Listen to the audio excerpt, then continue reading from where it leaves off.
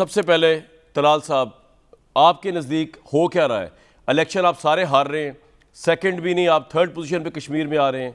सियालकोट में अपनी सीट आपकी छिन गई, अवाम फिर भी उस तरह बदहाल है, ये मैं मानता हूँ, लेकिन हो क्या रहा है? कौन लोग हैं जो वोट डाल रहे हैं और कौन लोग हैं जो, ये किस तरह हो रहा है जनाब? आपका क्या एक्सप्लेनेशन है इस पर? बिस्मिल्लाहिर्रहमानिर्रहीम। कामरान शाहिद साहब, जैसे आप हैरान हैं इसी तरह सारी दुनिया हैरान है, क्योंकि ऑन ग्राउंड आप कहीं भी चले जाएं तो इनका नाम नहीं नजर आता। लेकिन कोई बात नहीं, जो फाशिस्ट फोर्सेस होती हैं, जो स्टेटस को होता है, वो जब आखिर में वो इसी तरह का आखिरी जोर तो लगाते हैं ना जी। लेकिन आप जरा ये देख लें कि इनके साथ जगह जगह अब आज़ाद कश्मीर में ये वाहद 70 साल में हुकूमत है जिसने 32% लिए, उसके अगेंस्ट 2 गुना यानी 2/3 वोट पड़े हैं। उसके बाद तमाम काविश और कोशिशों के बाद 10 बाई इलेक्शंस में से 1 जीत सके हैं। ये जो 10 हुए हैं उसमें से ये सारी चीजें जो हैं इसमें हमें तो कहा करते थे पटवारियों की जमात है जी, ये तो जी चलते ही नहीं हुकूमती मशीनरी के बगैर, ये फला नहीं है। ना सूबाई हुकूमत है, ना वफाकी, ना ज़मीनी इमदाद कोई है, ना खलाई। इसके बावजूद अल्लाह की मेहरबानी से हर जगह पर हम जीते हैं या जीतने के करीब, ये कहते हैं कि हम जीतने के करीब, हमें सेकंड लार्जेस्ट पार्टी दिखाते हैं। हम तो बिल्कुल मायूस नहीं है, हम तो बल्कि अपने जो हमारे टारगेट्स हैं, जो हम समझते हैं, हम उससे आगे। मुझे एक बात बताइए, हमारे लोग हमारे साथ सर मुझे एक बात बताइए, आप सही कह रहे होंगे शायद कि 10 में से अगर ओवरऑल तजिया किया जाए तो 10 ज़िमनी इंतखाब में से 1 जीती होगी तहरीक इंसाफ, लेकिन मैं उस मोमेंटम की बात कर रहा हूं जो पिछले 2 महीने से तहरीक इंसाफ के हक में बनता हुआ नजर आ रहा है, जिसमें कश्मीर में आप कह रहे हैं धांधली हुई। अगर धांधली भी हुई, आपकी बात मान ली जाए, तो उसके अंदर भी आपकी सेकंड पोजीशन नहीं आई, थर्ड पोजीशन आई है, और अब सियालकोट की सीट भी ये ले गए। तो ये मोमेंटम जो बन रहा है, ये आपके लिए तशवीश का बाइस नहीं है? आप इस पर एनालिसिस नहीं कर रहे पार्टी के अंदर कि ये हो क्या रहा है? देखिए, एक तो मैं तो एनालिसिस ही कर रहा हूं ना जी। देखिए ना, मैंने कहा कश्मीर में इतना वोट तो कभी भी अपोजिशन को नहीं पड़ा। 70 साल में जितनी हुकूमतें रही, कम अज कम अगर उन्होंने वोट लिया है तो 50%।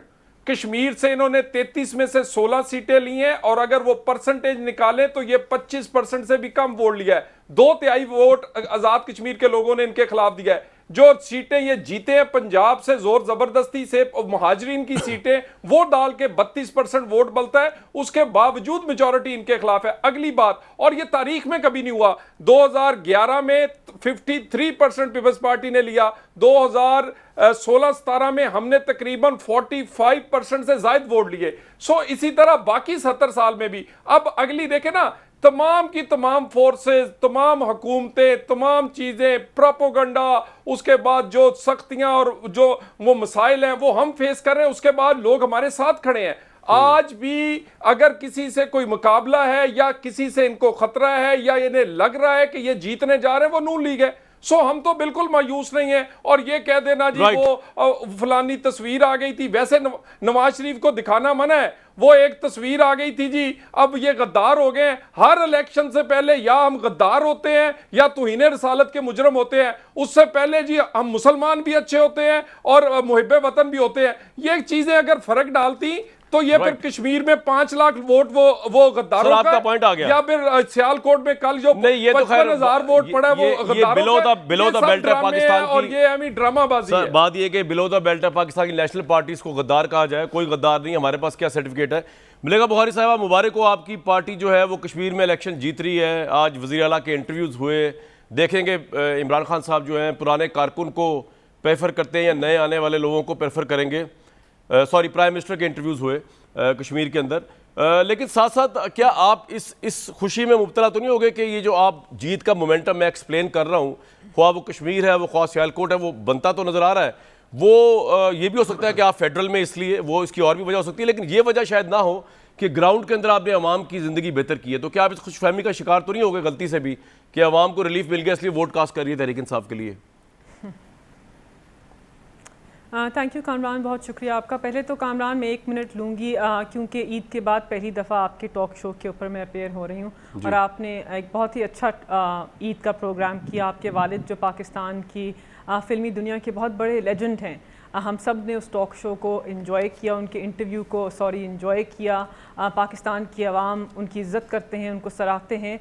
लेकिन मैं सिर्फ इस बात का एतराफ़ करना चाहती हूँ एज़ अ ख़ातून कि उस इंटरव्यू की जो रियल क्वीन थी वो आपकी वालिदा मुनज़्ज़ा शाहिद थी।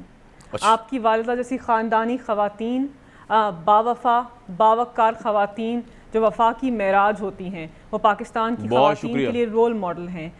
तो मैं उनकी काविशों को, उनकी मेहनत को और उनके किरदार को सराहना चाहती हूँ और आपके प्रोग्राम के तवस्सुत से उनको सलाम भी पेश करना thank you so much. Thank you. अब आ जाइए जो तलाल चौधरी साहब ने बात की, मलिया की ये बात होगी जिसकी मैं भी इमदाद करता हूँ। मैं भी कहता हूँ ये कमाल इंटरव्यू किया आपने। अच्छा, बहुत शुक्रिया जनाब तलाल साहब, थैंक यू सो मच।